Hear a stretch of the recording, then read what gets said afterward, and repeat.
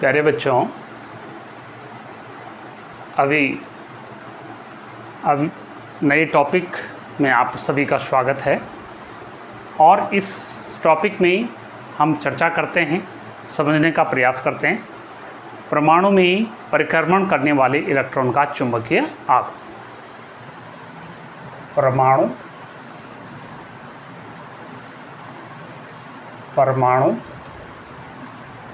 में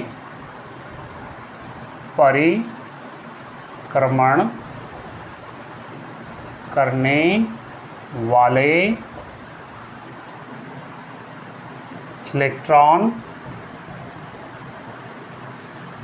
इलेक्ट्रॉन का चुंबकीय आघूर्ण। हम कैसे चुंबकीय आघूर्ण निकालेंगे? देखिए, सबसे पहले इसके लिए चित्र बनाते हैं। देखिए, ये कोई हमारे परमाणु की कोई कक्षा है जहाँ पर कोई इलेक्ट्रॉन v वेग से जो है r त्रिज्या की कक्षा में जो है नाभिक की परिक्रमा कर रहा है। देखिए, इलेक्ट्रॉन एक आवेशित कण है, आप सभी जानते हैं। और जब आवेश गतिमान स्थिति में होता है तो उसके कारण क्या होती है? वैद्युत धारा का प्रवाह होता है। तो जैसे ये इलेक्ट्रॉन वृत्ताकार मार्ग में परिक्रमा करेगा तो यहाँ पर इसके वेग की जो दिशा होगी वो कैसे होगी? स्पर्शरेखा में होगी। यहाँ पर वेग की दिशा स्पर्शरेखा में होगी, यहाँ पर वेग की दिशा स्पर्शरेखा में होगी, और यहाँ पर वेग की दिशा क्या होगी? स्पर्शरेखा में होगी। ठीक है।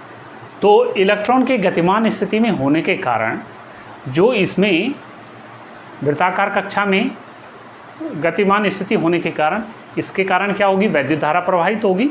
और वैद्युत धारा प्रवाहित होने के कारण ये एक प्रकार से क्या बन गया? वृत्ताकार धारावाही लूप बन गया है। और इस वृत्ताकार धारावाही लूप का हमें क्या निकालना? चुंबकीय आघूर्ण ज्ञात करना। ठीक है। तो सबसे पहले जानते हैं कि वैद्युत धारा कितनी प्रवाहित हो रही है। इलेक्ट्रॉन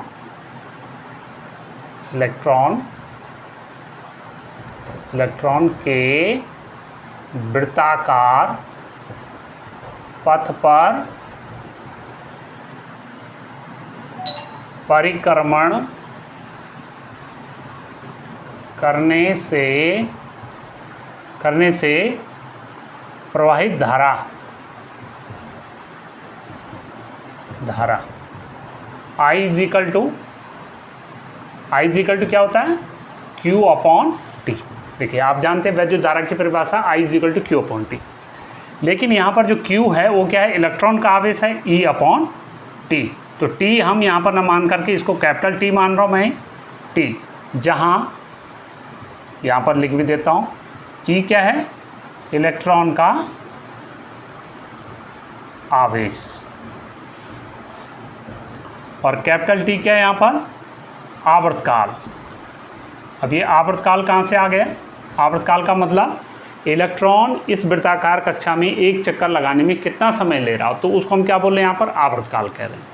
तो ये T हो गया। ठीक है, समय। ये हो गया I equal to E upon T। चलिए, अब इलेक्ट्रॉन द्वारा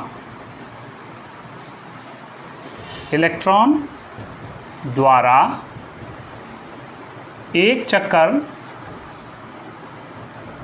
लगाने में समय, कितना समय लगाएगा इलेक्ट्रॉन? अगर यहाँ से चलना शुरू किया और फिर यहाँ पर आया तो कितना समय लगाया? समय बराबर दूरी बटे वेग।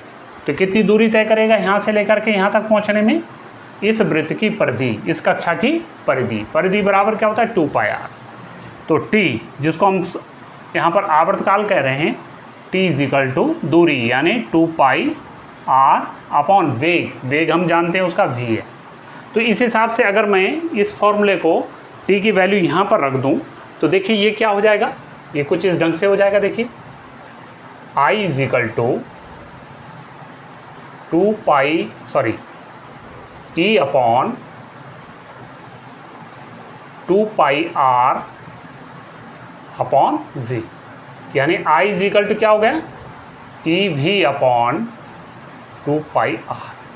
तो देखिए बेटा, ये बहुत ही इम्पॉर्टेंट फार्मूला आपके लिए जब आप न्यूमेरिकल करेंगे तो वहाँ पर आता है, और विगत वर्षों ये परीक्षाओं में इस हिसाब का एक क्वेश्चन भी आया था, तो बहुत ही इंपॉर्टेंट है, इसको आप समझेंगे। तो E V upon 2 pi R, E क्या हो गई, वैद्युत धारा का मान।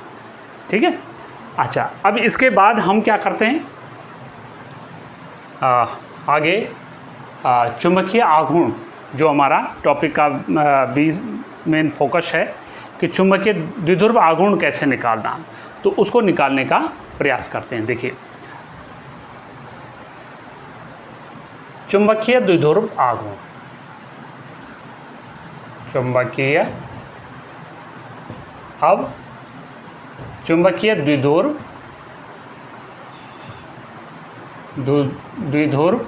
आघूर्ण किससे डिनोट करते हैं, इसे एम से।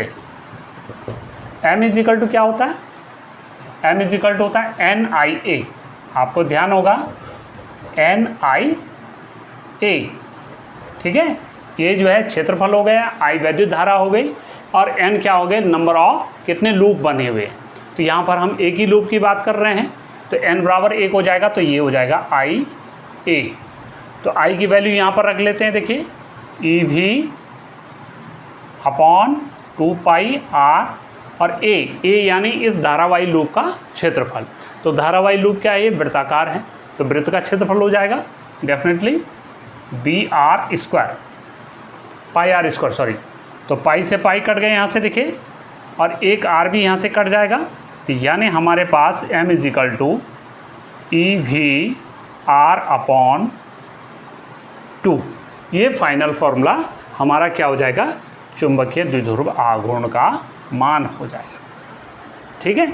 तो इस हिसाब से आपने परमाणु में परिक्रमण करने वाले इलेक्ट्रॉन का चुंबकीय द्विध्रुव आघूर्ण ज्ञात करना।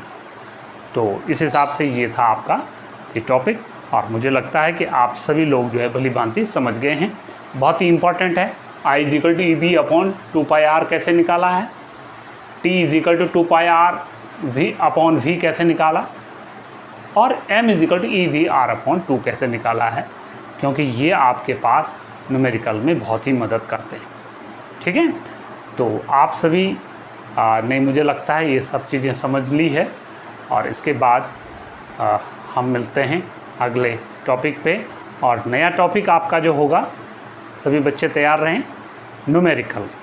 इस पार्ट के जो न्यूमेरिकल होंगे, इम्पॉर्टेंट न्यूमेरिकल होंगे, उनको हम हल करना सीखेंगे, और फिर आगे चलेंगे फिर नए पार्ट पे और नए टॉपिक पे। ठीक है। तब तक के लिए इतना ही है। धन्यवाद। शुभ रात्रि। Thank you.